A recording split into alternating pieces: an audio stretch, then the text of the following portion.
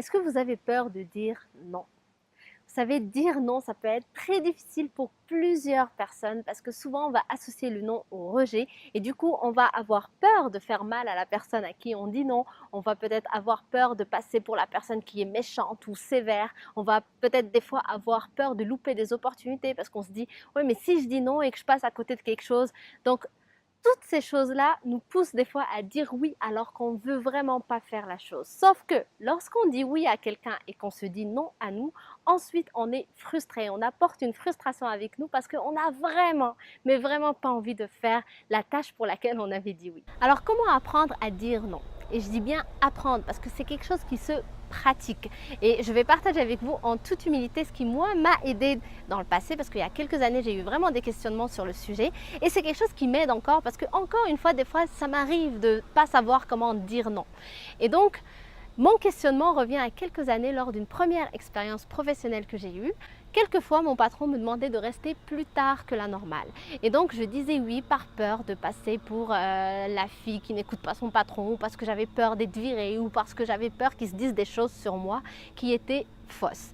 Et donc, je disais oui, mais au fond de moi, je ne voulais pas. Et donc, au moment où je faisais la tâche, j'étais fâchée, j'étais énervée, je ne voulais pas rester. Mais en plus, quand je rentrais, je ramenais ma frustration avec moi. Et quand je rentrais chez moi, donc je continuais d'être dans cette frustration et d'être fâchée et d'être énervée parce que je suis restée plus longtemps que prévu.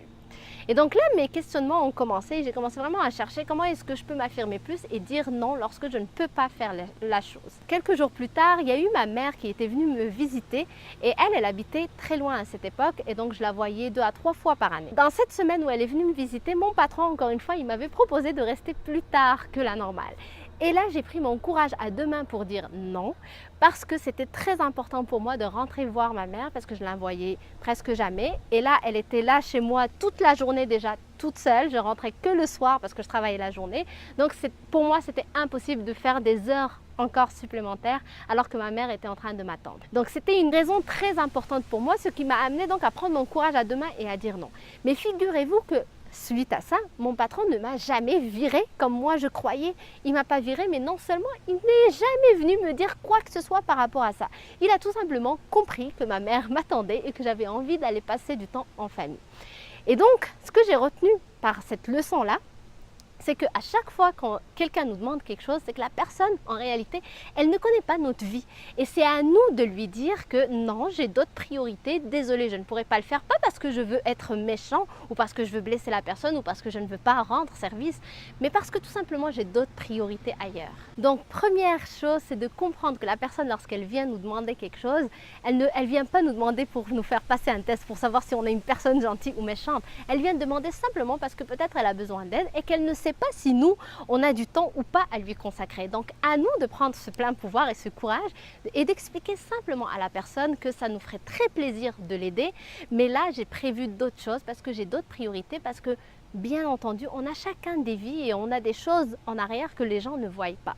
Donc, à nous juste d'amener cette explication logique et simple pour dire non à la personne. Deuxième chose, c'est d'associer le non à l'honnêteté. Vous savez, je l'ai dit au début de la vidéo, souvent le non va être associé à un rejet parce que on a été éduqué comme ça, par exemple, lorsqu'on était enfant, qu'on demandait la permission d'un parent ou de quelqu'un de notre entourage et qui nous dit non, ben on se sentait rejeté. Et mine de rien, on a développé cette explication dans notre cerveau. Sauf que dire non pour une tâche que je ne peux pas faire ou une tâche que je ne veux pas faire, c'est simplement être honnête avec la personne. Donc lorsque je switch ça dans mon cerveau, lorsque j'associe non à honnêteté, je m'autorise à dire non à la personne parce que tout simplement, je suis en train d'être honnête avec la personne. Donc je respecte la personne. Je la respecte tellement que je ne vais pas prendre le temps de lui mentir. Et donc, en respectant cette personne, je me respecte aussi. Et je montre à la personne que je suis quelqu'un qui me respecte, quelqu'un qui connaît ses priorités et quelqu'un qui est organisé. Donc, deuxième chose, associer le non à l'honnêteté. Troisième chose, et là, il s'agit de dire non pour les opportunités que des fois on a peur de passer à côté. C'est-à-dire qu'on se dit « ouais, mais si je dis non, je vais louper l'opportunité excellente qu'il y a ici. » Sauf que il faut comprendre qu'on a 24 heures dans une journée, toutes et tous. Et donc, on ne peut pas dire oui à tout. Il faut savoir laisser aller certaines choses pour peut-être ouvrir une porte pour plus grand. Vous savez, c'est Zig Ziglar qui dit « I got to say no to the good so I can say yes to the best ». Donc, ce que ça veut dire, c'est que je dois dire non à quelque chose de bien pour que je puisse dire oui à quelque chose d'extraordinaire.